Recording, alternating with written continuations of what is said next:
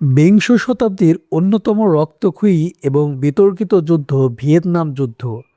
একপাশে বিশ্বের সবচেয়ে শক্তিশালী সামরিক শক্তি আমেরিকা, অন্য পাশে ছোট্ট একটি দেশ ভিয়েতনাম। কিন্তু আধুনিক অস্ত্রশস্ত্র এবং বিশাল অর্থশক্তি থাকা সত্ত্বেও আমেরিকাকে অবশেষে ভিয়েতনাম থেকে পিছু হটতে হয়েছিল। কেন এই অসম যুদ্ধে আমেরিকার পরাজয় হয়েছিল?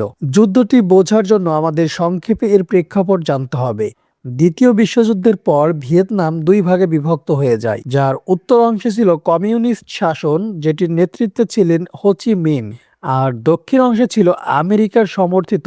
আমেরিকা ভয় পাচ্ছিল যে পুরো ভিয়েতনাম যদি কমিউনিস্ট হয়ে যায় তবে দক্ষিণ পূর্ব এশিয়ার অন্যান্য দেশগুলো একে একে কমিউনিস্ট হয়ে পড়বে। এই তত্ত্বকে বলা হতো ডমিনো ইফেক্ট।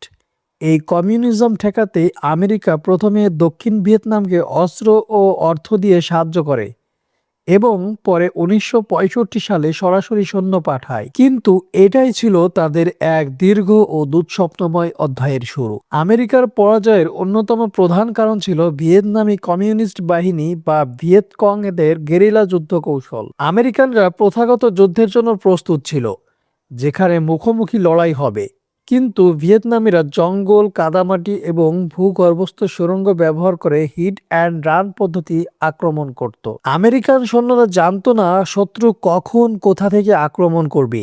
এই অজানা আতঙ্ক আমেরিকান সেনাদের মানসিকভাবে ভেঙে চুরমার করে দিয়েছিল। উত্তর ভিয়েতনাম থেকে দক্ষিণ ভিয়েতনামে রসদ এবং সৈন্য পাঠানোর জন্য তারা লাওস এবং কম্বোডিয়ার ভিতর দিয়ে একটা গোপন পথ ব্যবহার করত, যা হো চি মিন ট্রেইল নামে পরিচিত। আমেরিকা এই পথে হাজার হাজার টন বোমা ফেলেছিল, কিন্তু তারা কখনোই এই সাপ্লাই চেইন পুরোপুরি বন্ধ করতে পারেনি। ভিয়েতনামিরা বারবার এই পথ মেরামত করে তাদের সরবরাহ চালু করেছিল। ভিয়েতনাম যুদ্ধ ছিল প্রথম টেলিভিশন যুদ্ধ। প্রতিদিন সন্ধ্যায় আমেরিকানরা তাদের বসার ঘরে বসে যুদ্ধের ভয়াবহতা, নারী শিশুদের মৃত্যু এবং আমেরিকান সৈন্যদের কফিনে মোড়া লাশ টিভিতে দেখত। এর ফলে আমেরিকার সাধারণ মানুষের মধ্যে যুদ্ধের প্রতি তীব্র ক্ষোভ তৈরি হয়। হাজার হাজার তরুণ যুদ্ধে যেতে অস্বীকার করে। আমেরিকার রাজপথে শুরু হয় বিশাল বিশাল যুদ্ধবিরোধী আন্দোলন, যা মার্কিন সরকারকে চরম রাজনৈতিক চাপে ফেলে দেয়। আমেরিকা দক্ষিণ ভিয়েতনামে যে সরকারকে সমর্থন দিচ্ছিল তারা ছিল অত্যন্ত দুর্নীতিগ্রস্ত এবং সাধারণ মানুষের কাছে অজনপ্রিয়। ভিয়েতনামিরা আমেরিকানদের মুক্তিকামী নয়, বরং দখলদার হিসাবে দেখত।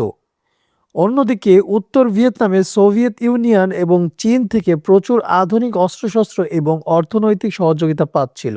আমেরিকানরা শুধু একদল যোদ্ধার সাথে নয়, বরং একটি দেশের জাতীয়তাবাদী আবেগের সাথে লড়ছিল। অবশেষে দীর্ঘ এক দশক যুদ্ধের পর 1973 সালে আমেরিকা তাদের সৈন্য প্রত্যাহার করতে বাধ্য হয় এবং 1975 সালে উত্তর ভিয়েতনামি বাহিনী সাইগন দখল করে পুরো দেশকে একভূত করেছিল। প্রায় 58,000 আমেরিকার সৈনিক এবং লক্ষ লক্ষ ভিয়েতনামি মানুষের প্রাণের বিনিময়ে এই যুদ্ধের অবসান ঘটে। ভিয়েতনাম যুদ্ধ প্রমাণ করে যে শুধুমাত্র উন্নত অস্ত্রশস্ত্র দিয়েই যুদ্ধে জেতা যায় না। যুদ্ধের জন্য প্রয়োজন হয় জনসমর্থন, সঠিক রাজনৈতিক উদ্দেশ্য এবং শত্রুর মানসিকতাকে বোঝার ক্ষমতা।